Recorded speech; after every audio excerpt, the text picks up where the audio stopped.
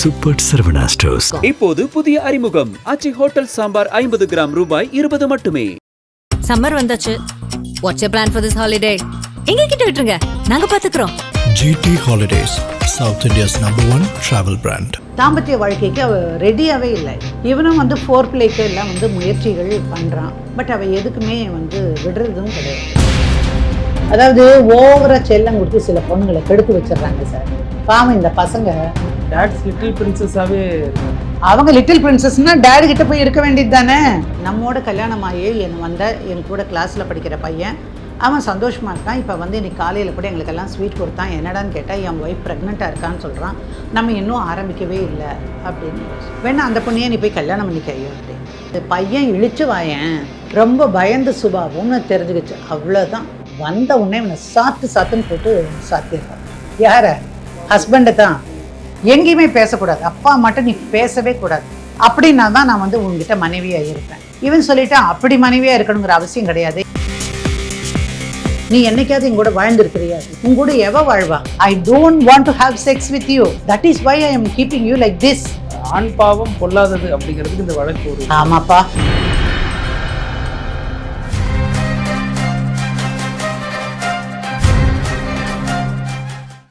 நக்கீர நேயர்களுக்கு வணக்கம். இது வழக்கியன் நிகழ்ச்சியில் வழக்கறிஞர் சாந்தகுமாரி மேடம் அவங்க எடுத்து நடத்தின வழக்கு பற்றி ஒவ்வொரு வாரமும் நம்மள்கிட்ட பகிர்ந்துட்டு வராங்க.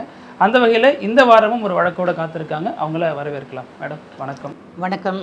இன்ட்ரோவில் தான் காத்திருக்காங்கன்னு சொன்னேன், ஆனால் பொழுதுனைக்கு நாங்கள் தான் காத்திருக்கோம். ரொம்ப பிஸியாக இருக்கீங்க மேம் இந்த டைமிங்கில்? இல்லை, இது வந்து பார் கவுன்சில் தேர்தல் நடக்கிற நேரம். எல்லா வேட்பாளர்களும் வெளியவே இருக்கிறாங்க. எல்லாம் போய் எல்லாரையும் பார்க்குறாங்க. எனக்கு தான் போக நேரம் கிடைக்க மாட்டேங்குது. இது என்ன மேம் ட்ரெஸ் வேறு இந்த வாட்டி டேரெக்டாக கோர்ட்லேருந்து வந்தது சார். சேஞ்ச் பண்ணுறதுக்கு நேரம் இல்லை. அதனால் என்ன சார், வெள்ளையும் கருப்பும் நல்லா தான் இருக்கு முடுங்க. அதுதான் கேட்குறேன்னு நினச்சேன் மேம். பொதுவாக கோர்ட்டில் இந்த வெள்ளையும் கருப்பு மட்டும் ஏன் மேம் அதிகம் இருக்குது? வேறு கலர் இல்லாமல் வெள்ளை கருப்பு. அதாவது கருப்பை வந்து அந்த காலத்தில் ஒரு 17ஆம் நூற்றாண்டுன்னு வச்சுக்கோங்களேன். அந்த டைம்ல எல்லாம் ஒருத்தர் இறந்து போனால் எல்லாரும் கருப்பு தான் போட்டிருப்பாங்க. அது ஒரு விஸ்டம், அது வந்து ஒரு கடைசி பயணத்திற்கான ஒரு விஷயம். அந்த மாதிரியெல்லாம் வந்து வச்சிருந்தது.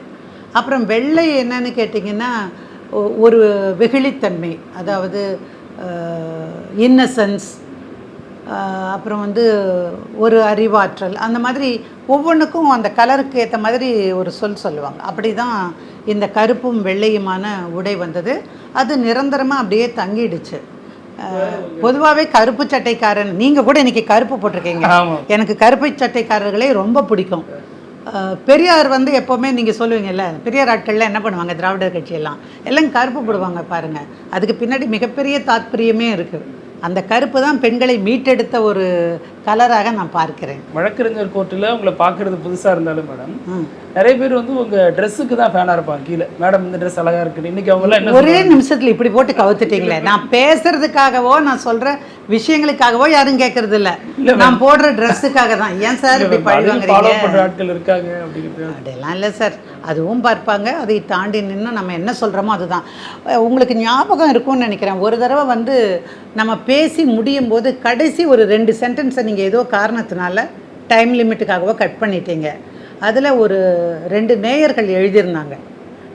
என்னென்னா, கடைசியில் சொல்கிறது தான் வந்து முத்தாய்ப்பாக இருக்கும் மேடம் சொல்கிறது, அதை வந்து நீங்கள் கட் பண்ணிட்டீங்களே அப்படியே அப்படின்னு சொன்னாங்க. அதனால் விஷயத்துக்கு தான் என்னுடைய நேயர்கள் மரியாதை கொடுக்குறாங்க. நீங்கள் பேச்செல்லாம் மாற்றாதீங்க. சரி, இந்த வாரம் என்ன மாதிரியான வழக்கு? இந்த வாரம் வந்து சுபாஷ் அப்படிங்கிற ஒரு தம்பியோட ஒரு வழக்கு. அப்பா அம்மாவுக்கு ஒரு பையன் ஒரு பொண்ணு. அதில் இந்த தம்பி வந்து பிஏ எல்லாம் முடிச்சிருக்கிறாரு. பையனுக்கும் பொண்ணுக்கும் இடையில் கொஞ்சம் கேப் இருந்தது. அதனால் சரி நினச்சாங்க, பையன் படித்து முடிச்சுட்டான், நம்மளுக்கும் வயசாகிடுச்சு, நம்ம ஒரு பொண்ணை பார்த்து கல்யாணம் பண்ணிடலாம் அப்படின்னு நினச்சாங்க. அப்போ தான் வந்து இந்த மாதிரி ஒரு வரன் வந்துச்சு. இவருக்கு வந்த வரன் வந்து என்னென்னா, அவங்க அப்பா எங்கிருந்தாங்க, அவங்க அப்பா கொஞ்ச நாள் வந்து யூஎஸில் இருந்திருக்காரு. அதெல்லாம் பார்த்துட்டு அவங்க அப்பா சரி நம்ம பையனும் வெளிநாட்டில் போய் படிக்கணும்னு இருக்கான், இப்படி ஒரு சம்பந்தம் வந்தால் அவனுக்கு வழிகாட்டுவாங்க. மற்றது எதுவுமே செய்ய வேண்டாம், யாரும் பணம் கொடுத்து யாரையும் காப்பாற்ற முடியாது, அட்லீஸ்ட் ஒரு வழிகாட்டுறதுக்கு வசதியாக இருக்கும், பாருப்பா அப்படின்னாங்க. பொண்ணை பார்த்தாங்க, பொண்ணு பரவாயில்லையாக இருந்தால் சரி கல்யாணம் பண்ணிக்கலாம் அப்படின்னு முடிவு பண்ணான் தம்பி. இவங்களும் வந்து கேட்டபோது எங்களுக்கு ஒரே பொண்ணு தான், அவள் சந்தோஷமாக இருந்தால் போதும் அப்படின்னாங்க.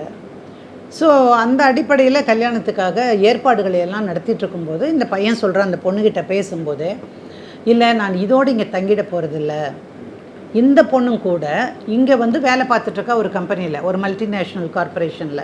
இவனும் இன்னொரு இடத்துல டிசிஎஸ் மாதிரி ஒரு இடத்துல அவனும் வேலை செஞ்சிட்ருக்கான். ஸோ அதனால தான் சரி கல்யாணம் பண்ணி வச்சிடலான்னு நினச்சாங்க. ஆனால் இந்த பையன் சொன்னால், எனக்கு வந்து இதோட படிப்பை நிறுத்திக்கிறதுல எனக்கு சம்மதம் கிடையாது, நான் வந்து மேற்கொண்டு படிக்கணும்னு நினைக்கிறேன், அதனால் நான் வெளிநாட்டுக்கு போய் படிக்கிறதுக்கான வாய்ப்பு கிடைச்சதுன்னா நான் போகலான்ட்டு இருக்கிறேன் அப்படின்னு சொல்ல. அதனால் என்ன, தாராளமாக போகலாம், ஒன்று மட்டும் பண்ணுங்கள், நீங்கள் யூஎஸ் போகிற மாதிரியான படிப்பை தேர்ந்தெடுங்க, எங்கள் அப்பா அம்மா அங்கே இருக்காங்க, அவங்களோட இருக்கிறதுங்கிறது நமக்கு வழிகாட்டுற மாதிரி இருக்கும் அப்படின்னு சொல்கிறாப்புல. அப்புறம் அப்போவே சொல்லிடுறாங்க, ஐயோ உங்கள் அப்பா அம்மாவும் எங்கள் அப்பா அம்மா அப்படிலாம் நான் நினைக்கவே இல்லை, நம்ம வந்து நல்லா படித்து முன்னேறணும், ஒருவேளை நான் போனாலும் போவேன், அப்படியானா உனக்கு ஆட்சேபனை இருந்தால் நீ இப்போவே இந்த கல்யாணத்தை நம்ம நிறுத்திடலாம், ஒன்றும் பெரிய பிரச்சனை இல்லை. நோ அதெல்லாம் கிடையாது, நல்ல விஷயம் தானே நீங்கள் சொல்கிறீங்க. அதே மாதிரி அவனுக்கு அந்த ஒரு இதெல்லாம் ப்ரொஃபைல் எல்லாம் போட்டு அதுக்கு மேலே ஒரு தியரி மாதிரி ஒன்று எழுதுவாங்க, ஒரு எஸ்ஸே மாதிரி இருக்குன்னு வச்சுக்கோங்களேன். அந்த எஸ்ஸே எழுதும்போது கூட இவன் ஓரளவுக்கு எழுதுனா அந்த பொண்ணு வந்து திருத்தி எல்லாம் கொடுத்தான். இவனுக்கு ஒரே சந்தோஷம், பரவாயில்ல பொண்ணு நல்லா படிச்சிருக்கு, நல்லா ஹெல்ப்ஃபுல்லாக இருக்கா அப்படின்னு நினைக்கிறான். இவளுக்கு தெரிஞ்சு தான் வந்து யுஎஸ் பயணம், அதுக்கான ஏற்பாடுகள் இவன் பண்ணுறான். இவங்க அப்பா தன்னுடைய லைஃப் லாங் சேவிங்ஸ் எல்லாம் நான் கொடுக்குறேன் கண்ணு, நீ போய் தாராளமாக படி, நீ நல்லா இருந்தால் போதும் அப்படின்னு சொல்கிறாரு. இவருக்கும் வந்து அது போனதுக்கப்புறம் கல்யாணத்துக்கு முன்னாடியே தெரிஞ்சிருச்சு, இவருக்கு எம்பிஏல அதுக்கு படிப்புக்கு சீட்டு கிடச்சிருச்சு. ஸோ இவர் சந்தோஷமாக சொல்கிறார், தேங்க்யூ வெரி மச், நீ வந்து எஸ்ஏல எழுதி கொடுத்த ராசி தான் எனக்கு வந்து உடனடியாக இது வந்து கிடச்சிருச்சு, ஐ எம் வெரி ஹாப்பி அப்படிங்கிறேன். இவ்வளோ நானும் ஹாப்பியாக இருக்கிறேன். சரி எப்படி இருந்தாலும் எனக்கு அதுவும் சரி இந்தியாவும் சரி ரெண்டும் ஒன்று தான், ஏன்னா எங்கள் அப்பா அங்கே இருக்கார், அம்மா இருக்காங்க. அப்புறம் இங்கே இருந்தேன், நான் படிப்பு கூட கொஞ்சம் வருஷம் இங்கே பார்த்தேன், சர்ச் பார்க்கில் தான் படித்தேன் ஒரு 4-5 வருஷம், அப்புறம் அங்கே போய் படித்தேன். இந்த மாதிரியெல்லாம் மாற்றி மாற்றி பேசிக்கிறாங்க. அப்படியாக 2 பேரும் கல்யாணம் பண்ணிட்டாங்க. கல்யாணம் பண்ணிவிட்டு முடிஞ்சு அந்த ஃபஸ்ட் நைட்டுக்கான ஆயத்தங்கள் நடந்த போது அவங்க 2 பேரும் ரூம்குள்ளே வந்து இருக்காங்க. பட் அவள் சொல்கிறா, no I am not feeling well, ரொம்ப டயர்டு, இந்த இந்தியன் சென்டிமெண்ட்டை படி கல்யாணம் பண்ணினான்னா எக்கச்சக்க வேலையாக இருக்குது அது அப்படின்னு சொல்லிவிட்டு எனக்கு தூக்கம் வருதுன்னா சரி தூக்கிட்டேன்.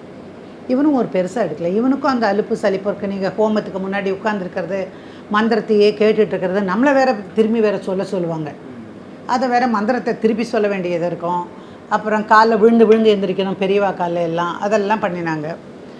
ஸோ இது ஒரு செட் ஆஃப் திருமணம், அது அப்படி தான் இருக்கும், அதையெல்லாம் ஏற்றுக்கொண்டு தான் அவங்களும் கல்யாணம் பண்ணினாங்க. சரின்னு அதை பெருசாக எடுத்துக்கல, விட்டுட்டான். அதுக்கப்புறம் வந்த நாட்கள்லேயும் அவர்களுக்குள்ளே எதுவுமே இல்லை. அதுக்கு நடுவில் அவருக்கு படிப்பு சீட்டு கிடச்சிருச்சுன்னு வந்துருச்சு. சரின்னு 2 பேரும் கிளம்பி போகிறாங்க. 2 பேரையும் வாழ்த்தி தான் அனுப்புகிறாங்க அப்பா அம்மா. அப்போ இந்த பொண்ணு அங்கே போன போது என்ன பண்ணுவாங்க, 2 பேர் அவங்க அப்பா அம்மா இருக்கிறது வேறு ஒரு ஸ்டேட்டில். ஸோ இந்த பொண்ணும் பையனும் எந்த காலேஜில் இடம் கிடச்சிருக்கோ அதை ஒட்டி இருக்கக்கூடிய இடத்துல தான் இவங்க இருக்கணும். அப்போது அந்த பையன் வந்து வீடு தேடுறான். வீடு தேடும்போது வாடகையெல்லாம் எக்கச்சக்கமாக இருக்குது, இங்கே மாதிரிலாம் கனவுல கூட கற்பனையில் கூட நினச்சிட முடியாது. அப்போ அவங்க அப்பா சொல்கிறாரு, ஏன் அவசரப்பட்டு தனி வீடுன்னு எடுக்கிறீங்க, நீங்கள் 2 பேர் தானே. இப்போ இந்தியன்ஸ் எல்லாம் பார்த்திங்கன்னா ஒரு வீடு எடுத்துப்பாங்க, 2 பேர் 3 பேர் அதே வீட்டில் தங்குவாங்க. அவங்கவுங்களுக்கு முழுமையாக ஒரு ரூம் இருக்கும், ஹால் எல்லாருக்கும் பொதுவானது, கிச்சன் எல்லாருக்கும் பொதுவானது. அந்த மாதிரி எடுத்துட்டிங்கன்னா உங்களுக்கு வாடகை குறையும் தானே, 3ல் 1 பங்கு அல்லது 4ல் 1 பங்கு அந்த மாதிரி தானே வரும் அப்படின்னு சொன்னாங்க. அப்புறம் இல்லை அதெல்லாம் எனக்கு பிடிக்காது அப்படின்னு இந்த பொண்ணு சொல்ல. இப்போ இல்லைம்மா, இப்போ தான் உள்ளே போயிருக்காங்க, அவனுக்கு வந்தால் என்ன வரும், ஸ்டைபண்ட் மட்டும் தானே வரும், அதனால் இதை வச்சு சமாளிக்கிறதுங்கிறத நீ யோசிச்சு பாரு, நம்ம நல்லதுக்கு தானே சொல்லுவோம். இவனு சொல்கிறான், பெரியவங்க அது தானே சொல்லுவாங்க, உங்கள் அப்பா நம்மளை வந்து கவுத்துடுவார், நம்மளை, நான்லாம் அந்த மாதிரிலாம் இருக்க முடியாது, நீ வந்து தனியாக தான் வீடு எடுக்கணும் அப்படின்னு சொல்லி. அப்பா சொல்கிறதுல இருக்கிற உண்மை தெரியுது, நியாயம் தெரியுது. அவனும் ஒரு மத்தியதர வர்க்கத்து குடும்பத்தை சார்ந்தவன், அவன் வந்து அப்படியெல்லாம் அனாவசியமாக செலவு செஞ்சிட முடியாது, புரியுதுங்களா. ஆனால் மனைவி முகம் சுளிக்கிறான், அவன் முகம் கோடாமல் வைத்துக்கொள்வது ஒரு கணவருடைய கடமை. அதனால் சரிவா அவ்வளோதானே, நம்ம ஒரு சின்ன வீடாவது தனியாக வாடகைக்கு எடுத்துக்கலாம். அப்போது அதை வாடகைக்கு எடுக்கிறாரு. இந்த பையன் வந்து படிக்க போகிறாரு. படிக்க போகும்போது டெலிஃபோன் பில்லுக்கெல்லாம் கட்ட வேண்டி இருக்குது. அவருடைய ஸ்டைப்பண்ட், இவங்க 2 பேருக்கு சாப்பாட்டு கொடுக்கணும், வீட்டு வாடகை கொடுக்கணும். அந்த சமயத்தில் அவங்க மாமனார் வந்து $40 $40 மாதம் அனுப்புகிறாரு, ஒரு எக்ஸ்ட்ரா செலவுக்கு எதுக்காவது ஆகட்டும். அது ஃபோன் பில் கட்டுறாரு. ஆனால் அப்போவே சொல்லிடுறாரு, நான் இதை சும்மா எல்லாம் வாங்கலைங்க மாமா, எனக்கு ஸ்டைப்பண்ட் முடிஞ்சு எனக்கு வேலை கிடச்சிருச்சுன்னா I will return it back, otherwise when I go to India நான் வந்து கட்டிடுவேன். ஸோ இது மாதிரி எனக்கு அப்போ பார்க்கும்போது இதெல்லாம் வந்து படிப்பு, வேலை அல்லது வீடு பார்க்குறது இதெல்லாம் சாதாரணம். ஆனால் அவர்களுக்குள்ள கல்யாண வாழ்க்கையே துவங்கவே இல்லை, தாம்பத்திய வாழ்க்கைக்கு அவள் ரெடியாகவே இல்லை. எப்போ கேட்டாலுமே அவள் விருப்பம் இல்லை அப்படிங்கிற மாதிரியே சொல்கிறான். இவனும் வந்து ஃபோர் பிளேக்கு எல்லாம் வந்து முயற்சிகள் பண்ணுறான். பட் அவள் எதுக்குமே வந்து விடுறதும் கிடையாது. அப்போ எல்லாரும் வாழ்க்கையில் எப்படி வாழ்கிறாங்க பாரு. நம்மோட கல்யாணமாகி என் கூட கிளாஸில் படிக்கிற பையன் அவன் சந்தோஷமாக இருக்கான். இப்போ வந்து இன்றைக்கி காலையில் கூட எங்களுக்கெல்லாம் ஸ்வீட் கொடுத்தான். என்னடான்னு கேட்டால் என் ஒய்ஃப் ப்ரெக்னெண்ட்டாக இருக்கான்னு சொல்கிறான்.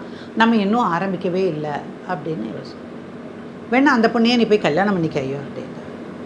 அது கல்யாணம் பண்ணிக்கிறதுனா நான் ஏன்டி உங்ககிட்ட சொல்லிட்டு இருக்கிறேன். ஸோ இந்த விஷயம் அவங்களுக்குள்ளார ஒரு பிரிவை கொண்டு வருகிறது. மெல்ல மெல்ல 2 பேரும் விலகுறாங்க. அப்புறம் கொஞ்ச நாள் கழித்து என்ன பண்ணுறான் அந்த பொண்ணு, நானே சமைக்க முடியாது, 2 பேரும் தானே, நீ தானே சாப்பிட்ற நானும் தானே சாப்பிட்றேன், நானே ஏன் சமைக்கணும், ஏய் நீ வீட்டில் தானே இருக்க, நான் படிக்க போகிறேன்ல, நான் இங்கேருந்து ட்ரெயினை பிடிச்சி படிக்க போகணும், நான் என்ன காராக வச்சுக்கிறேன் இங்கேருந்து காலேஜுக்கு எடுத்துகிட்டு போகிறதுக்கு இல்லை. ஸோ நான் வந்து பொதுவாக இருக்கக்கூடிய அந்த வாகனத்தை பயன்படுத்தி அதில் போயிட்டு நான் வரணும். முதல்ல எல்லாம் செஞ்சுட்டு இருந்த பொண்ணு பண்ண முடியாதுன்ட்டான். அப்புறம் வேறு வழியில் இவனுக்கு தெரிஞ்ச சமையலை இவன் பண்ணுறான். பொதுவாகவே வந்து அந்த கம்யூனிட்டி சார்ந்த ஆண்கள் வந்து எல்லாருமே வந்து சமையல் செய்ய தெரிஞ்சிருப்பாங்க. ஏன்னா அந்த வீட்டு பெண்கள் வந்து ஒதுங்கி நிற்கிற அந்த 3 நாட்கள் அல்லது 4 நாட்கள் அப்போ இந்த வீட்டில் இருக்கக்கூடிய ஆண் பிள்ளைகள் தான் சமைச்சு கொடுப்பாங்க. அதனால் அந்த சமையல் ஞானத்தை வச்சு அந்த பையன் செஞ்சு கொடுக்குறான். ஒரு நாளைக்கு திட்டுறா, ஒரு நாளைக்கு தூக்கி வீசுறா. அப்புறம் என்ன ஆகிடுச்சு, பர்மனெண்ட் குக் ஆகிடுறான். அவன் வந்து காலேஜுக்கு போகிறதுக்கு முன்னாடி குக் பண்ணி வச்சுட்டு தான் போகணும். அவள் சாப்பிடலைன்னா எடுத்து மூஞ்சியில் கொட்டாது குறையா அவள் வந்து நீயே சாப்பிடு, நீ என்ன பண்ணி வச்சுருக்க அப்படின்மா. ஸோ கொஞ்சம் கொஞ்சமாக விலகிறது அப்படின்னு ஆகிடுச்சு. பிடிவாதம் ஜாஸ்தி ஆகிடுச்சு. அப்புறம் ஃபோன் பண்ணி அவங்க அப்பாட்ட சொல்கிறான், அப்பா இந்த மாதிரிலாம் நடக்குதுன்னு. அவர் என்ன சொல்லியிருக்காரு, மாப்பிள்ளையோட மாமனாரை கூப்பிட்டு சம்மந்தியை கூப்பிட்டு இந்த நிமிஷம் இந்த தேதியில் நம்ம பேசலாம், அவங்களுக்கு ஒரே பிரச்சனையாக இருக்குது 2 பேருக்குள்ளே, நீங்கள் பக்கத்தில் தானே இருக்கீங்க, வந்து பார்க்கலாமில்ல அப்படின்னு சொல்கிறார். அவர் வந்து இல்லை பார்த்துக்கலாம் அப்படின்ட்டு நேராக மகளை கூப்பிட்டு, என்னம்மா அவங்களுக்குள்ள பிரச்சனை, அவங்க மாமனார் கூப்பிட்டான். அப்பா அவங்க மாமனாரை மட்டும் எங்கள் மாமனாரை மட்டும் நீ நம்பிடாதப்பா, அந்த ஆள் எங்கள் 2 பேரையும் பிரித்து வைக்கிறதுக்காகவே இருக்கிறவன் இந்த ஆள் அப்படின்னு பேசுகிறான். இது இந்த பையன் காதல் விழுந்துருது. இந்த மாதிரி பெரியவங்கள மரியாதை குறைவாக பேசாது, உனக்கு பிடிக்கலையா, இல்லை பிடிக்கலைன்னு சொல்லு, எதுக்கு அவன் இவன்லாம் எங்கள் அப்பா வரையும் பேசுகிறதுக்கு உனக்கு உரிமை இல்லை, நான் அப்படி தான் பேசுவேன் அப்படின்னு சொல்லி மேலே 2 கெட்ட வார்த்தையும் பேசுகிறாங்க. இவனுக்கு அப்பா அம்மாவை அப்படி சொல்கிறது பிடிக்கலை. இதுக்கு நடுவில் என்னாச்சு, யாரோ வீட்டில் பொண்ணுக்கு கல்யாணத்தில் கார் வாங்கி கொடுத்துருக்காங்க. நடுவில் இந்த பொண்ணோட அம்மா வந்து சென்னைக்கு வந்திருக்காங்க. சென்னைக்கு வந்தவங்க அம்மா இந்த சம்மந்தியும் அந்த சம்மந்தியும் 2 பேரும் காலையில் எழுந்திரிச்சு வாக்கிங் போவாங்க. பொம்பளையானாலும் ஆண்களும் 2 பேரும் சேர்ந்து போனால் வாக்கிங் போது டாக்கிங் நிச்சயமாக உண்டு. ஸோ அப்படி பேசும்போது இந்த கல்யாணத்தில் நடந்திருக்குது, இதில் அந்த பொண்ணுக்கு ஏதோ கார் வாங்கி கொடுத்தாங்களாமா, காரை வேறு முன்னாடி அலங்கரிச்செல்லாம் வச்சுருந்தாங்க. ரொம்ப கேஷுவல் டாக். அதுக்கு இந்த அம்மா என்ன பண்ணிடுச்சு, நேராக இந்த பொண்ணுக்கிட்ட போய் நம்ம எதுவுமே வாங்கி தரலன்னு உங்கள் மாமியார் சொல்லி காட்டுறா, அவங்க கார் எதிர்பார்த்துருப்பாங்க போல இருக்குது, அவ்வளோதான் ஆரம்பிச்சிருச்சு. டக்குன்னு கிளம்புனா திரும்ப யூஎஸ்க்கு வந்தால் அது எப்படி கார் கேட்கலாச்சு, அப்போ நீங்கள் வரதட்சணை கேட்குறீங்களா, அப்போ நான் உங்கள் மேலே புகார் கொடுக்கலாமா, நாங்கள் எங்கே கேட்டோம், நீ கொடுக்கலன்னு தெரிஞ்சு தானே உங்களோட கொடுத்தனம் பண்ணிகிட்ருக்கிறேன், இது நாள் வரைக்கும் நீ கார் கொடுன்னு கேட்டிருக்குன்னா, நானே இங்கேருந்து அவ்வளோ தூரத்துக்கு நடந்து போய் ஒரு 1.5 மைல் 2 மைல் நடந்து போய் ரயில்வே ஸ்டேஷனில் அங்கேருந்து ஏறி ரயில் ஏறி அப்புறம் இறங்கி அங்கேருந்து மறுபடியும் 2 மைல் நடந்து இப்படி தான் நான் போயிட்டுருக்கேன். என்றைக்காவது ஒரு நாள் உங்ககிட்டயோ உங்கள் அப்பாக்கிட்டேயோ நான் கேட்டிருப்பேன், சும்மா ஏதாவது ஊதி பெருசு பண்ணாத, இல்லை உங்கள் அப்பா அம்மா வரதட்சணை கேட்குறாங்க. அன்றைக்கி யாரோ வீட்டில் அப்படி தான் சொன்னாங்க, அந்த பொண்ணு வேலைக்கு போகுதாம்மா, வேலைக்கு போனால் ஒரு மாதத்துக்கு 2.25 லட்சமோ என்னமோ வரும்னு சொன்னாங்க. ஆமாம், அந்த பொண்ணு வேலைக்கு போகுது, இவ்வளோ சம்பாதிக்குதுன்னு சொன்னாங்க. அது எதுக்கு தெரியுமா சொல்கிறாங்க, இப்போ நான் வேலையை விட்டுட்டு இங்கே இருக்கேன்ல அதுக்கு சொல்கிறாங்க. இவனால் தாங்கவே முடியல சார், ஏண்டா வீட்டுக்கு வருவோன்னு இருக்கு, ஆனால் வந்து தானே ஆகணும். படிக்க விட மாட்டா, படிக்கிறதுக்காக உட்காந்து அவன் புக்ஸ் எல்லாம் வச்சுட்டு அல்லது லேப்டாப்பை வச்சுக்கிட்டு எல்லாத்தையும் உட்காந்தான்னா போட்டு அங்கேருந்து எதையாவது தூக்கி விட்டு எறிவா பாருங்கள், சிக்ஸர் தான், நேராக போய் அங்கே விழுகும். 3 டிவி உடச்சிருக்கான்னா பாருங்கள் சார், 3 டிவியை இந்த பொண்ணு உடச்சிருக்காரு. அப்போ அவர் கேட்பார், எதுக்காகமா இப்படி பண்ணுற, உனக்கு என் மேலே என்ன கோபம், நான் எல்லா வேலையும் செஞ்சுட்டு தானே வந்து படிக்கிறேன், நாளைக்கு எக்ஸாம் இருக்குது, நான் படிக்கணும், நீ எக்ஸாம் படிச்சுட்டு அதுக்கப்புறம் என்ன விட்டுட்டு நீ வேறு எவ்வளோ திட்டிட்டு போயிடுவியா? ஆமாம், உன் ஃப்ரெண்டோட ஒய்ஃபு வந்து பிள்ளையாண்டிருக்கான்னு நீ சொன்னியே, அவ்வளோ மாதிரி பொண்ணு கிடச்சா தான் நீ கட்டிப்பியா? அப்புறம் கொஞ்ச நாள் கழிச்சு நீ அந்த ஆற்றுக்கு போயிட்டு வந்தியா அப்படின்னுலாம் கேட்குறேன். இவனுக்கு சகிக்கலை. இவனே கையால் அந்த உடஞ்சி போன டிவி எல்லாம் வாரி போட்டுட்டு மறுபடியும் ஒரு டிவி வாங்கி வந்து வைக்கிறான். இன்ஸ்டால்மெண்ட்டில் தான் கட்டுறாங்க, ஸ்டைப்பண்டில் மிச்சம் பண்ணி தான் அவன் கொடுக்குறான். சகிக்கவே முடியறதில்ல தம்பி. அப்புறம் அவங்க மாமனார்கிட்ட சொல்கிறான், என்னால் பேலன்ஸ் பண்ணவே முடியலை, நான் படிக்கிறதா, வீட்டு வேலை பார்க்கட்டா, சமைக்கட்டா, நான் மற்ற வெளியிடங்களுக்கு போய் எல்லாம் வாங்கிட்டு வந்து வைக்கட்டா, நீங்களே சொல்லுங்கள். தம்பி நீ கிரெடிட் கார்டு அவகிட்ட கொடுத்துரு, அவள் வாங்கிப்பான் அப்படின்னு அவர் சொல்ல. சரி, நீ இவனு யதார்த்தமாக கிரெடிட் கார்டை கொடுத்துட்டான். கரெக்டாக அவங்க அம்மாவையும் அவர் அனுப்பிச்சி வச்சுட்டாரு.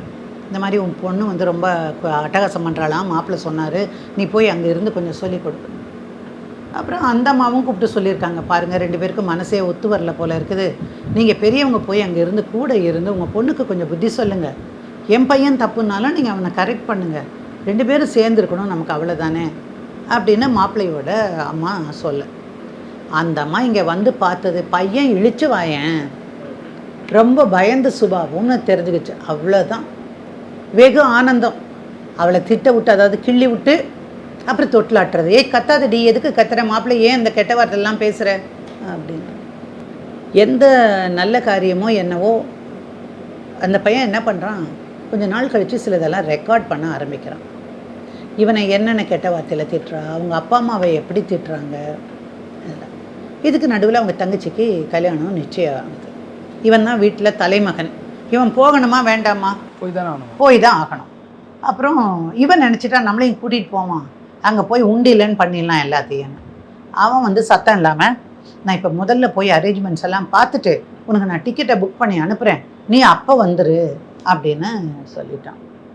இவங்க அப்பா கிட்ட சொன்னால், நீ தயவு செய்து இன்விடேஷனை மட்டும் என் பொண்டாட்டிக்கு அனுப்பிடாத, நம்ம தங்கச்சி கல்யாணத்தை, என்னோட தங்கச்சி கல்யாணத்தினுடைய இது இன்விடேஷனை அவங்க அப்பாவுக்கு மட்டும் இமெயில் பண்ண அப்படின்னு சொல்லிட்டான். இவன் கிளம்பி இங்கே வந்துட்டான்னா, பார்த்தா இவளுக்கு பத்திரிக்கை வரல, இவளுக்கு டிக்கெட்டும் கிடைக்கல. டிக்கெட் இவன் வாங்கி கொடுத்தா தானே. இங்கே அடிதடியாக இருக்குது. இவ பாட்டுக்கு இங்கே கல்யாணத்தில் வந்து நாத்தனாரை கண்டாலே போகிறாங்க, அது வேலைக்கு போகுது, நல்லா இருக்குது, யோகா கற்றுக்குது, இதெல்லாம் பண்ணுதுன்னா அவளுக்கு அதெல்லாம் ஒரே போகிறாங்க. அதனால் இவன் நிம்மதியாக அது அங்கேயே இருக்கட்டும், நான் வந்தேன், என் தங்கச்சிக்கு நான் தான் எல்லாருமே பண்ணணும், நான் பண்ணி முடிச்சுட்டு போகிறேன்ப்பா, நீ கவலைப்படாத அப்படின்னு சொல்லிட்டான். ஸோ இதுக்கு நடுவில் என்ன பண்ணுறான், பத்திரிக்கை வரல, அழைப்பு வரல, ஃபோன் பண்ணால் இந்த பையன் எடுக்க மாட்டேங்கிறான், என்ன பண்ணலான்னு யோசிச்சா. அப்பா நான் என்ன தான் பண்ணட்டும் அப்படின்னு, நீ கேளு, அவர்கிட்ட செலவுக்கு பணம் இல்லைன்னு கேளுமா அப்படின்னு. அப்போ இவன் சொல்கிறேன், ஏமா நான் தான் உங்ககிட்ட கிரெடிட் கார்டே கொடுத்துருக்கேன்ல, எப்போ வேணாலும் செலவு பண்ணிக்கணும் தானே கொடுத்துருக்கேன், உனக்கு என்ன மளிகை சாமான் இல்லையா, என்ன இல்லை சொல்லு, நான் வேணா அவனை ஒரு பையன் பேரை சொல்லி நான் அவனை வந்து எல்லாத்தையும் வாங்கி கொடுக்க சொல்கிறேன். அப்புறம் அந்த பொண்ணுக்கு அது பிடிச்சிட்டா. அந்த கார்டை வச்சு பிஸ்னஸ் கிளாஸில் டிக்கெட்டை புக் பண்ணுறான். எதுக்கு? கல்யாணத்தில் வந்து கலாட்டா பண்ணுறதுக்கு. அப்புறம் வந்து சரி வா, வந்துட்டேன், வரும்போது லாஸ்ட் மினிட்ல தான் தெரியுது, போய் ஏர்போர்ட்டில் அவன் கூட்டிகிட்டு வரணும். கூட்டிகிட்டு வரும்போது சொல்கிறான், நீ வீட்டுக்கு போய் எங்கள் அப்பா அம்மாவை அவமரியாதை பண்ணக்கூடாது, எதுவுமே பேசக்கூடாது, அமைதியாக இருந்து கல்யாணம் நடத்துகிறதா இருந்தால் நான் உன்னை கூட்டிகிட்டு போகிறேன் அப்படின்னு சொல்கிறான். அது எப்படி பேசாமல் இருக்கிறது? மகன் மட்டும் வேணும், மருமக வேண்டாமா? என்னை விட்டுட்டு வர வச்சாங்கல்ல, அவங்க சொல்லி தானே நீ கேட்ட, அதனால் நான் விட மாட்டேன் அப்படின்னு சொல்லி அவள் சொல்கிறான். அப்படி இல்லைன்னா இல்லை. அப்புறம் அவள் சொல்கிறான், நான் அந்த வீட்டில எல்லாம் போய் இருக்க முடியாது, என்னோடய ஸ்டேட்டஸ்க்கு, அதனால் நீ வந்து ஜிஆர்டியில் ரூம் போடு, டி நகரில் இருக்கே அதுதான், ரூம் போடு அப்படின்னு சொல்லி அவள் ஃபர்ஸ்ட் கிளாஸ் ஒரு ரூம் போட்டு, என்ன சார் 4 நாள் தங்கறதுக்கு 2 லட்சம் ரூபா கொடுத்துருக்கா, அந்த அளவுக்கு செலவு செஞ்சுருக்கா. சரி, அதுக்கப்புறமாவது கொஞ்சம் சரியாவான்னு பார்த்துருக்குறான். பக்கத்தில் படுக்க கூட அவன் போக முடியாது. இந்த கவலை பத்தாதுன்னு கடைசி நாள் அன்னைக்கு நான் வந்தே தீருவேன் அப்படின்னு அவன் சொல்லவன் என்ன பண்ணிட்டான், இவன் வீட்டுக்குள்ளே உள்ளேயே வச்சுட்டு இந்த பொண்ணு அங்கே போய் கத்தி ஏதாவது பண்ணி அந்த பொண்ணோட வாழ்க்கை தொலைஞ்சிடக்கூடாதுன்னு இவன் பாட்டுக்கு கிளம்பி போயிட்டான். கல்யாணத்துக்கு கல்யாணமும் முடிச்சுட்டாங்க. இந்த பொண்ணுக்கு சரியான ஆத்திரம். வந்த உடனே இவனை சாத்துன்னு போட்டு சாத்திடுறான். யார? ஹஸ்பண்டை தான். நீ எப்படி என்னை விட்டுட்டு போகலாச்சு? நல்லா தூங்கிட்டு இருந்தேன், அதனால தான் போனேன். நீ ஏன் கதவை பூட்டிட்டு போனேன்? ஆமாம், நீ தூங்கியிருக்கேன், நான் நகையெல்லாம் இருக்குது, பெட்டியெல்லாம் துணிமணியெல்லாம் வச்சுக்கிற, யாராவது உள்ள நுழைஞ்சு எடுத்துகிட்டு போயிட்டா என்ன பண்ண முடியும்? ஏன் உனக்கு தான் ஃபோன் இருந்ததில்ல, நீ கீழே ரிசப்ஷனை கூப்பிட்டுருக்க வேண்டியதானே? இந்த மாதிரி நான் பூட்டி சாவி எடுத்துகிட்டு போயிட்டேன்னு சொல்லியிருந்தா அவங்க வந்து திறந்து விட்டுருப்பாங்க. அது நியாயம்தான், வந்திருப்பாங்கல்ல, நீ கேட்டிருக்க வேண்டியது. கராத்தே எதுவும் பழகிருக்காங்களா? கராத்தேவா? எதுக்கு? இல்லை, இந்த சாத்துறாங்களே. ஐயோ, ஏன் கேட்குறீங்க? அந்த பையன் படாத பாடு பட்டுட்டான். தென் என்ன பண்ணாங்க, ஒரு 2 நாள் கழித்து அந்த மாப்பிள்ளையும் பொண்ணையும் அனுப்பி வச்சுட்டு, ஊருக்கு அனுப்பி வச்சுட்டு, திரும்ப இவளை கூப்பிட்டுட்டு இவன் வந்து யூஎஸ்ஸை வந்துடுறான். இப்போது வேறு என்ன பிரச்சனை இருக்குது? இவங்க 2 பேருக்கு இருக்கிற மெயின் பிரச்சனையே தாம்பத்தியம் இல்லைன்னு. இவன் சொல்கிறான், பாருங்க மாமி, நானும் எவ்வளவோ பார்த்துட்டேன், கொஞ்சம் கூட ஒத்துழைக்க மாட்டேங்கிறா அப்படின்னு. நீ சரியில்லைப்பா, உனக்கு அந்த நேக்கெல்லாம் தெரியலை அப்படிங்கிறாங்க. சரி மாமி, எனக்கு தெரியலன்னா வச்சுப்போம், நீங்கள் உங்கள் பொண்ணுக்கு என்ன சொல்லணுமோ சொல்லுங்கள் அப்படின்னு. அப்புறம் தான் பார்த்தா, எப்போ கல்யாணம் ஆன நாள்லேருந்து கட்டில்ல அவள் தான் படுப்பான். இந்த பையன் பக்கத்தில் கீழே தரையில் ஒரு பெட்ஷீட்டை விரித்து தான் படுப்பான். உங்களுக்கு தெரியும், யூஎஸில் இருக்கிற குளிரில் ஒரு மனுஷன் கீழே படுக்க முடியுமா? அதுக்கு தான் அவ்வளோ ஹைட்டாக மெத்த போட்டிருப்பாங்க தெரியுங்களா? அவ்வளோ ஹைட்டாக மெத்த போட்டு அது மேலே பெரிய கம்பளி மாதிரி போத்தி இப்படி எல்லாம் படுக்கிற இடத்துல அவனை அப்படி படுக்க வச்சுருப்பான். ஸோ இவன் ஒவ்வொரு நாளும் இதுக்காக வந்து வருத்தப்பட்டிருக்கான். அப்புறம் இந்த மாதிரி நடக்கிறது எல்லாம் வேற ஃபோட்டோ எடுத்தான். என்னென்ன நடக்குதோ, அடிக்கிறது, உதைக்கிறது, அந்த சத்தங்கள். இப்போ நீங்கள் வச்சுக்கிறீங்க, இங்கேயே வந்து ஒரு செல்ஃபோனை ஆன் பண்ணி ரெக்கார்டிங் போட்டுவிட்டு அது கத்துறதெல்லாம் கத்துனா எல்லாமே ரெக்கார்ட் ஆகும். அடிக்க வந்து அடிக்காதேன்னு கத்துனா அது ரெக்கார்ட் ஆகும். ஸோ எல்லாத்தையும் எடுத்துட்டான் சார் அவன். எடுத்துகிட்டு இனி இந்த பெண்ணோட வாழ முடியாது அப்படின்னு நினச்சிட்டு இவகிட்ட கார்டு கொடுத்துட்டான். நேராக ஒரு நாள் என்ன பண்ணுறான், நைட்டோட நைட்டாக தனக்கு தேவையான கொஞ்சம் துணிமணி மட்டும் எடுத்து பேக் பண்ணி சூட்கேஸில் வச்சுட்டு அது என்ன அவன் ப்ரீஃப் கேஸ் எடுத்துகிட்டு போவான் இல்லையா, வேலைக்கு போகும்போது அங்கெல்லாம் சூட்கேஸ் மாதிரி ஒன்று எடுத்துகிட்டு அவங்க ஃபைல்ஸ் வச்சுட்டு போகிறது, டிஃபன் இதெல்லாம் வச்சுட்டு போவான். அதில் என்ன பண்ணால் 2 செட்டு ட்ரெஸ்ஸு, எல்லாம் முக்கியமான ஆவணங்கள்லாம் எடுத்து வச்சுட்டு வந்துட்டான். ஆஃபீஸ்க்கு போகாமல் நேராக ஏர்போர்ட்டுக்கு வந்து ஒரு டிக்கெட் அதுக்கு முன்னாடியே அவன் புக் பண்ணி வச்சுருந்துருக்கான் ஆஃபீஸில் இருக்கும்போது. இதுக்கு முன்னாடி ஒரு விஷயம் என்னென்னா, வீட்டில் இருக்கும்போது அவங்க அப்பா அம்மாட்ட பேசக்கூடாது. இவன் எங்கேயுமே பேசக்கூடாது, அப்பா அம்மாட்ட நீ பேசவே கூடாது, அப்படின்னா தான் நான் வந்து உங்ககிட்ட மனைவியாக இருப்பேன். இவன் சொல்லிட்டான், அப்படி மனைவியாக இருக்கணுங்கிற அவசியம் கிடையாது, என்னை பெற்று வளர்த்து இத்தனை காசு செலவு பண்ணவங்க அவங்க, அப்படியெல்லாம் பேசாமல் இருக்க முடியாது. அவன் என்ன பண்ணுவான், தன் வீராவேசமாக பேசினாலும் அவனால் வீட்டுக்கு வந்து பேச முடியாது. ஸோ ஆஃபீஸில் போய் உட்காந்துட்டு தான் அவன் எல்லாம் காலெல்லாம் பேசுவான். ஸோ இதுதான் நடந்துட்டு இருந்தது. இப்போ வந்து பிளேன் ஏறி இங்கே வந்துடுறான். வரும்போது என்ன பண்ணுறான், ஏர்போர்ட்லேயே சொல்கிறான், இந்த மாதிரி எங்கள் அம்மாவுக்கு ரொம்ப சீரியஸ்ன்னு சொல்லி எனக்கு தகவல் வந்தது, அதனால் அவங்கள ஹாஸ்பிட்டலில் அட்மிட் பண்ணியிருக்காங்களாம், ஐசியூவில் இருக்காங்க எங்கள் அம்மா, அதனால் எனக்கு வேறு வழி இல்லை, வீட்டுக்கு வந்து சொல்லிட்டு போகலாம், எனக்கு நேரம் இல்லை, அதனால் I am going to India, take care அப்படின்னு ஒரு மெசேஜை தட்டி விட்டுட்டு இந்த பையன் வந்துடுறான். வந்துட்டு அங்கே போகிறதில்ல. ஒரு நாளுங்கிறது 2 நாள் ஆச்சு, 3 நாள் பார்த்துருப்பாங்க. அப்புறம் அவங்க மாமனார் கூப்பிட்றாரு, என்ன மாப்பிள்ள உங்கள் அம்மாவுக்கு எப்படி இருக்குது? இன்னும் ஹாஸ்பிட்டலில் தான் இருக்காங்க மாமா. உண்மையில் அவங்க அம்மா வந்து ஹாஸ்பிட்டலில் இல்லை. இந்த பிரச்சனையிலிருந்து அவன் தப்பிச்சு ஆகணும். அவனுடைய கோர்ஸும் முடிஞ்சிடுச்சு. இதுக்கு மேலே அவனால் அங்கே தாக்கு பிடிக்க முடியாது. அதனால் அவன் வந்துட்டான். இங்கே வந்ததுக்கப்புறம் தான் இந்த விஷயங்களை எல்லாம் வந்து என்கிட்ட சொல்கிறான். மேடம், இதுதான் நடந்தது, இதையெல்லாம் நான் பண்ணி வச்சுருக்கிறேன், இந்த மாதிரியான பிரச்சனை என்னை எப்படியாவது தீர்த்தணும். அவங்க அப்பாவும் அம்மாவும் சார் ஒரு 65-70 வயசு இருக்கும் அந்த பெரியவருக்கு. அவங்களும் அந்த அம்மாவும் அப்படி அழறாங்க சார். பாவமாக இருந்தது. அவ்வளோ செல்லமாக என் பிள்ளைய வளர்த்தோம், அவ்வளோ அழகான பையன் அந்த பையன் அப்படின்னு எல்லாம் சொல்கிறாங்க. ஆனாம்மா, கல்யாணம் பண்ணிட்டு அப்படி விட்டுட்டு வர்றதுங்கிறது தப்பு தானே, வேறு வழி இல்லை மேடம். இப்போ அங்கேயே இருந்ததுன்னா அவள் எனக்கு 911 கூப்பிட்டுருவா. 911 கூப்பிட்ட உடனே போலீஸ் வந்துடுவாங்க. இவளை அடித்தான்னு போய் சொன்னால் இவள் சொல்கிறது தானே போலீஸ் நம்பும். என் பிள்ளைய ஏதாவது உள்ளே பிடிச்சி வச்சுட்டா எனக்கு எங்கே இருக்கு, என் பிள்ளை போச்சு தானே அப்படின்னு அவங்க சொல்கிறதுல இருக்கிற நியாயமும் புரிஞ்சது. சரின்னு நாங்கள் என்ன பண்ணோம், இங்கே வந்து ஒரு கேஸை ஃபைல் பண்ணோம். ஒரு விஷயம் என்னன்னு கேட்டால், கல்யாணத்திலிருந்து ஏறத்தாழ 1.5 வருஷம் 2 வருஷம் ஆகிப்போச்சு. இது வரைக்கும் திருமணம் நிறைவடையவில்லை, தாம்பத்திய உறவு நடக்கலை. அதனால் என்ன பண்ணினோம், நாங்கள் உடனடியாக இந்த திருமணம் செல்லத்தக்கதல்ல அப்படின்னு ஒரு பெட்டிஷனை நாங்கள் போட்டோம். இதுக்கு இடையில இவ 2 பேருக்கும் நடுவில் கம்யூனிகேஷன் போகுது. இவன் மெயில் அனுப்புகிறான். அப்புறம் ஏன் நீ வரல அப்படின்னு அவ கேட்குறான். நான் எதுக்கு வரணும்? நான் வந்தால் மட்டும் என்ன வாழ்க்கையை நடத்த போகிறேன்? நீ என்கிட்ட ஒன்றா என்னை அடிக்க போகிற, இல்லை கீழே தள்ளி படுக்க சொல்ல போகிற, அல்லது தாம்பத்தியம் வேண்டாம்ப எங்கள் அப்பா அம்மாவை கெட்ட வார்த்தையில் பேசுவ. அப்புறம் என்னத்துக்கு நான் எதுக்கு வரணும் உங்ககிட்ட? நீ என்னைக்காவது எங்கூட வாழ்ந்துருக்கிறியா அப்படின்னு. உங்கூட எவ வாழ்வா? உங்கூட வாழ்கிறதுக்கு எனக்கு இஷ்டமே கிடையாது. I don't want to have sex with you. That is why I am keeping you like this அப்படின்னு அந்த பொண்ணு சொல்லிட்டான். என்கிட்ட வந்து பாருங்க மேடம் இப்படி கூட. அட பாவி, உனக்கு நல்ல பீஸ் ஆஃப் எவிடன்ஸ் கிடைச்சிருக்குது. இதுதான் நம்ம கேஸுக்கே மூலாதாரமான டாக்குமெண்ட்டாக இருக்க போகுது, ஆவணமாக இருக்க போகுது அப்படின்னு அதை வச்சோம். தென் அப்படியே போயிடக்கூடாது. So you write a letter to her stating that because of all these reasons நீ இவ்வளோ க்ரூயல்ட்டி கமிட் பண்ணியிருக்க, 3 டிவி உடச்சிருக்க, 3 தடவையும் நான் தான் டிவி வாங்கியிருக்கிறேன், சரியா? உனக்கு நான் கிரெடிட் கார்டு பில் கொடுத்துருக்குறேன். அதை வச்சு தான் நீ பிஸ்னஸ் கிளாஸில் எடுத்து கல்யாணத்துக்கு வரதா சொல்லி சென்னைக்கு வந்து கல்யாணத்துக்கு வராமல் இந்த பெரிய ஹோட்டலில் தங்கி இத்தனை பணம் செலவழிச்சிருக்கிற. நீ ஒரு ஷார்ட் கோர்ஸ் படிக்கணுங்கும் போது உனக்கு நான் தான் பணம் கொடுத்துருக்குறேன். குக்கிங் யார் பண்ணுவான்னா பேசுவாங்கல்ல, என்னத்தை நீ சமைச்சு வச்ச, உன் கூட்டு நல்லாவே இல்லைன்னா அதெல்லாம் ரெக்கார்ட் ஆகிருக்கு. ஸோ நான் தான் சமையக்காரன், நான் தான் வீட்டு வேலைக்காரன்.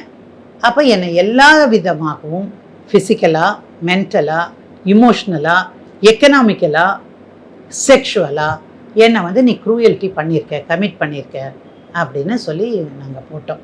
எல்லாத்த விட பேசிக் என்னென்னா, திருமணத்திற்கான மிக முக்கியமான விஷயம் தாம்பத்தியம் இல்லை, எனவே இந்த திருமணம் செல்லாது என்று அறிவிக்கும். நோட்டீஸே வாங்காமல் என்னென்னவோ பண்ணி பார்த்தா சார்.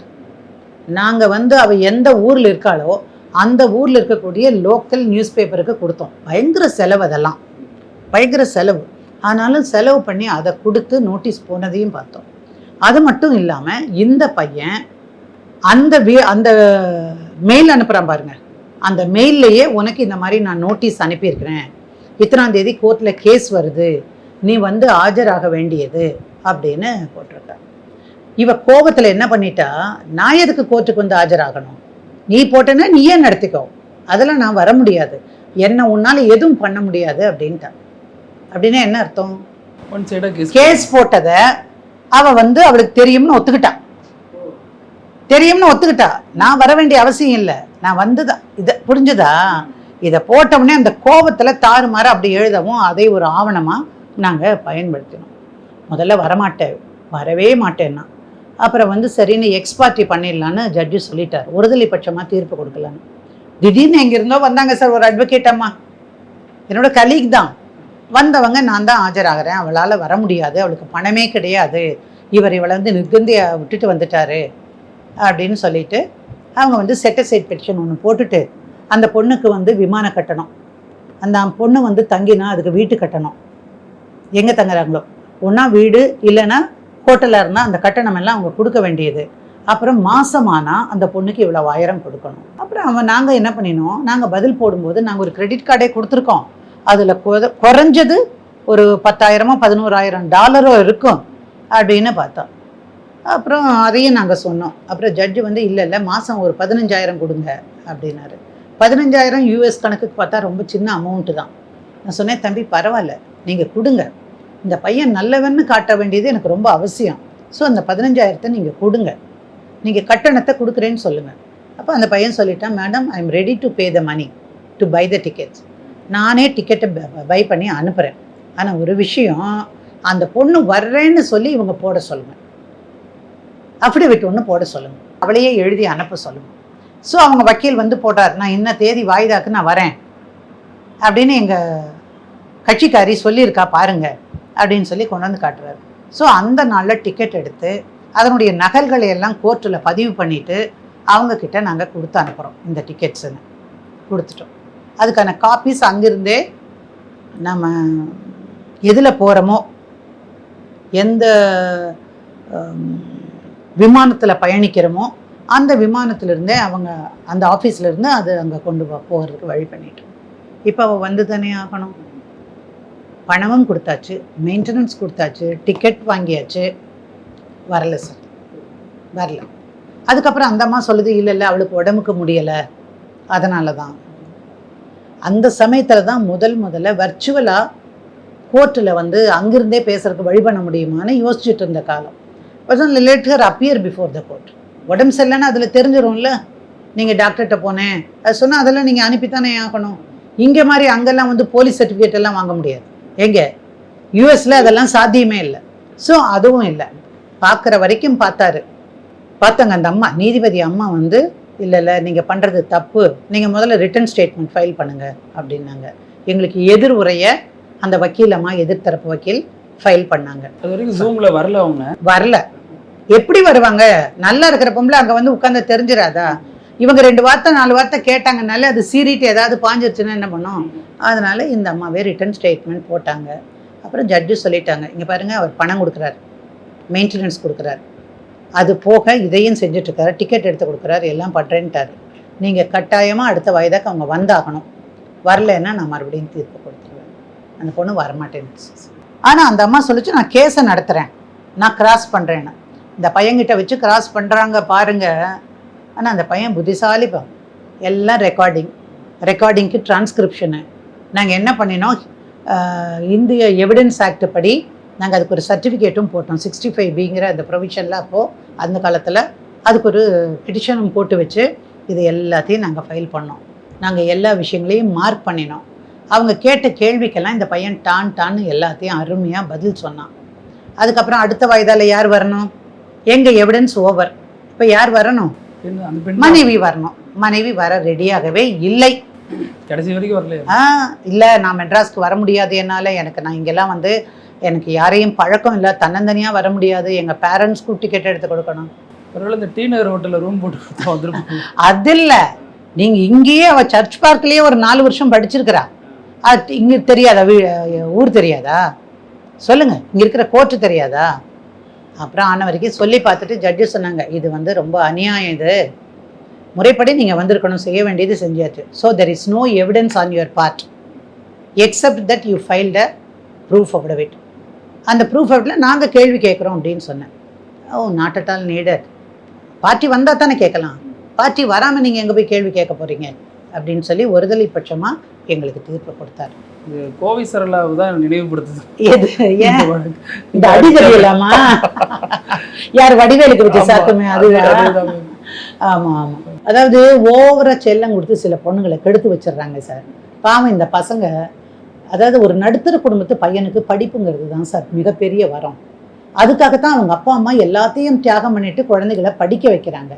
அந்த படிக்க வைக்கிறதுனாலேயே புருஷன் வேணும், புருஷன் சம்பாத்தியம் வேணும், மாமனார் மாமியார் கூடாது அப்படிங்கிற எண்ணம் வந்து இந்த பெண்களுக்கு எல்லாம் வர ஆரம்பிச்சிருச்சு.